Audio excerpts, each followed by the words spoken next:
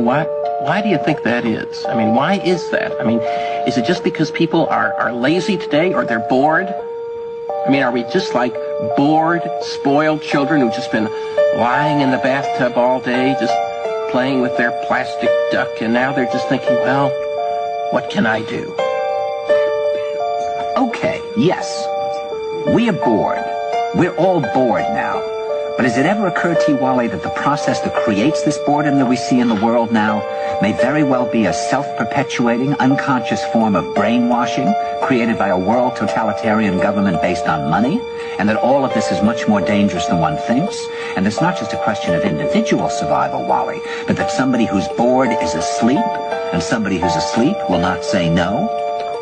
See, I keep meeting these people. I mean, just a few days ago, I met this man whom I greatly admire. He's a Swedish physicist, Gustav Bjornstrand, and he told me that he no longer watches television, he doesn't read newspapers, and he doesn't read magazines.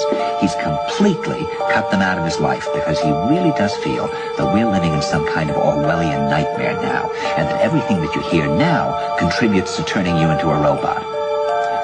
And when I was at Findhorn, I met this extraordinary English tree expert who had devoted his life to saving trees. Just got back from Washington, lobbying to save the redwoods. He's 84 years old. He always travels with a backpack because he never knows where he's going to be tomorrow. And when I met him at Findhorn, he said to me, "Where are you from?" And I said, "New York." He said, "New York, yes, that's a very interesting place.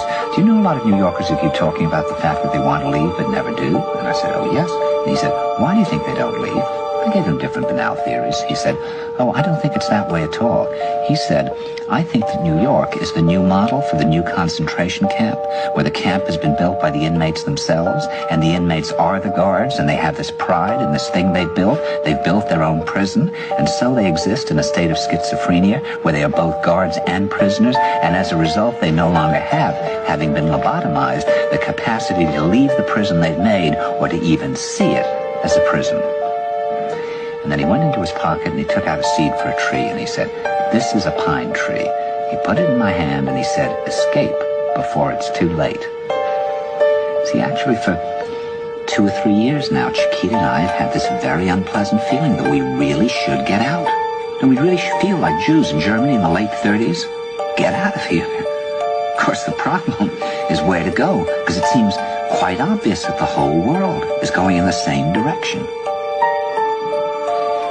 See, I think it's quite possible that the 1960s represented the last burst of the human being before he was extinguished, and that this is the beginning of the rest of the future now, that from now on there'll simply be all these robots walking around, feeling nothing, thinking nothing, and there'll be nobody left almost to remind them that there once was a species called a human being, with feelings and thoughts, and that history and memory are right now being erased, and soon nobody will really remember that life existed on the planet.